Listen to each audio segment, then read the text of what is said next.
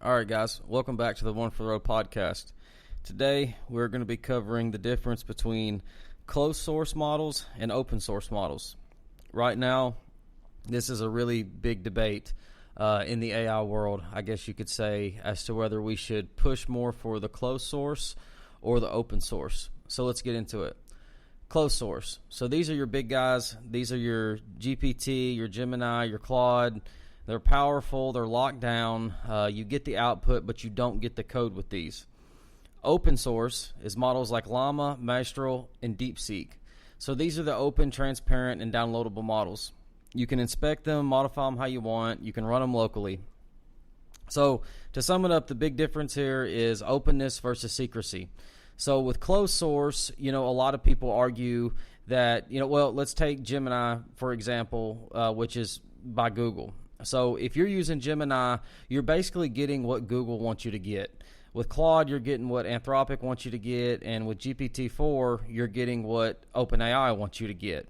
Versus the Llama, Mistral, and DeepSeek models, they're open. You get the code. You can download them, and you can modify them how you want. Basically, train them how you want.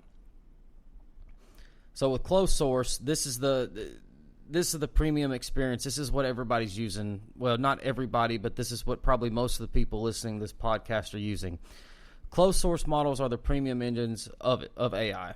They're built with massive budgets. They've got massive data sets and massive compute. And some of the advantages are the state-of-the-art reasoning, zero setup, and this is the big one, especially for everyday people like me and most people listening to this podcast. You don't know how to code and you don't want to set up your model, so they do all that for you. And you've got the enterprise support. So that's another way to look at it. Your closed models are supported and your open sources are not supported. So for a lot of people, if you're not a software tech guy or girl, you want this support. They've got strong security, fast development cycles, and they have a consistent user experience. But closed source, they've got their downsides too. So they've got the cost. Right now, the Claude model that I'm using is $20 a month, which isn't, a whole lot. But over, the long term, over years, that could add up. You've got the vendor lock-in. They've got strict data policies. You can't customize it. So if you're looking to, honestly, if you're looking to get the most out of AI, it's going to be open source. But just for the average person, we don't have the education or the knowledge to build an open source model. So that's why, a lot of people are sticking to the closed source as of now. But open source is rising in popularity. So it's community driven, it's transparent, you can customize it, it's dramatically cheaper. It's sometimes more than 80% cheaper than the closed models. So for businesses, they have to take that into account. So you've got, a small business and they say, well, we want to start using AI. Well, we can pay the fee for the closed model, which is going to come with technical support, or we can build our own model. Now, if they build their own model, they're going to have to hire a technical team. So they're going to have to determine, their ROI. Is it better for them to just pay the cost of the closed model, or is it better for them cost-wise to just hire their own technical team to set up their own model, which is in itself is going to be cheaper. So with open source, the performance is catching up pretty fast with the closed source. Many open models start to close the top-tier closed models and close gaps within weeks. So it's not a trend. It's a huge change that's coming. But with open source, you have, which like I had mentioned, it requires technical expertise, which is going to immediately eliminate, most people. You need the infrastructure, you need the maintenance, some licenses to restrict the commercial use, and peak performance is still lagging behind the closed source models. But like I said, that's starting to change, and they're saying that it's starting to change faster and faster. So that sums up your OpenAI, or not OpenAI, I'm sorry. That sums up your open models. So if you're going to have an open source model, you're going to need the infrastructure, you're going to need a maintenance team, and it's going to require people with technical expertise. So the hybrid reality. So here's the part that matters the most. Most companies aren't choosing one or the other. They're choosing both.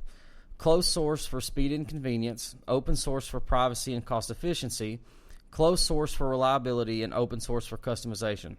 So what it's looking like as of now is that companies are fusing these together. They're using their open source for certain things, and they're using their closed source for certain things.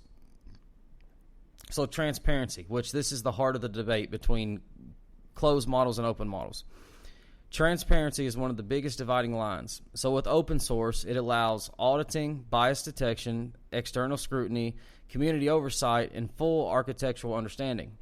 Closed source models, they keep everything hidden. Their algorithms, training data, alignment methods, and internal safety system. So transparency empowers, but it also exposes you. Secrecy protects, but it also limits trust. So this tension is what's, this tension here is what's shaping the entire conversation. So let's talk about who's moving faster. Innovation looks different depending on the model type. Open source moves fast, iterates constantly, benefits from thousands of contributors, adapts quickly, democratizes access, and attracts a lot of talent. So when it comes to attracting talent, a lot of software people and with the technical expertise are going to want to work on open source because they're going to be able to use their talent and be creative. But that's going to come with a cost. You still got to pay these guys, even though they may enjoy working with an open source model. They're still going to require to be paid. So let's talk about the closed source innovation. It moves strategically. It protects intellectual property, preserves competitive advantages, and controls innovation cycles. Both innovate here, but just in different ways. So let's talk about the power and the economics, the market power and the economics.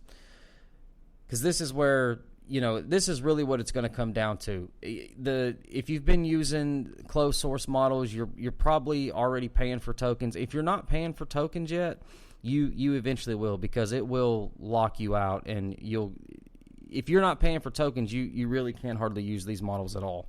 And that's where the token cost is what's really going to come down to that's what's going to come down to the commercial use. Our company is willing to pay for the token costs for the closed models. With the open models, they're dominating cost efficiency. The closed models dominate usage and revenue. So closed models often cost several times more per token.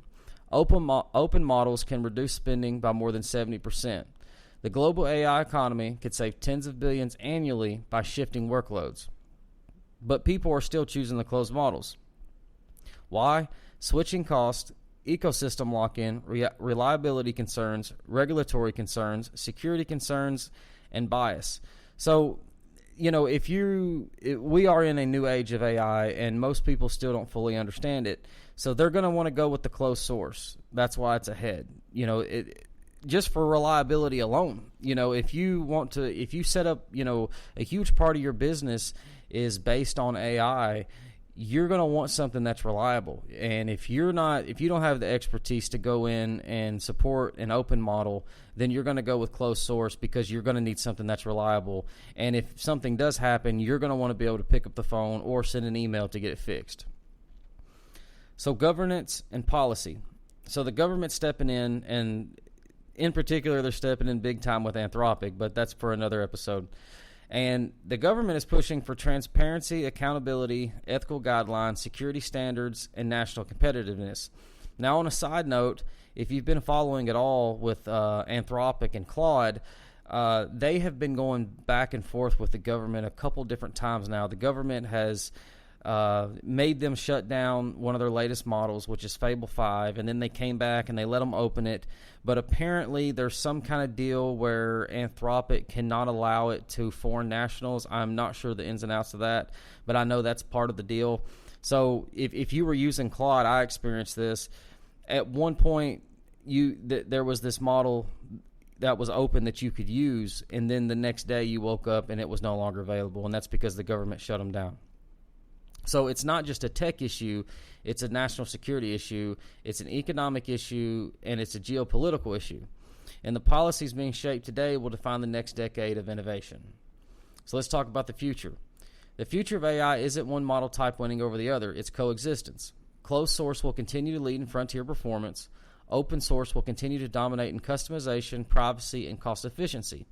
Businesses will mix both, governments will regulate both, and developers will innovate both. So it's not a battle, so to say, as of now. I think that could change. But as of now, it's looking like people are just using both. Now, they're using the closed source slightly more, but for the most part, people are using both open source and closed source. So we're living through one of the biggest shifts of our lifetime with an open source and a closed source model. As of now, it's looking like they're being fused together. People are using both, although closed models are slightly ahead. So, guys, we'll see how it plays out. But that's all I got for tonight, and thanks for tuning in.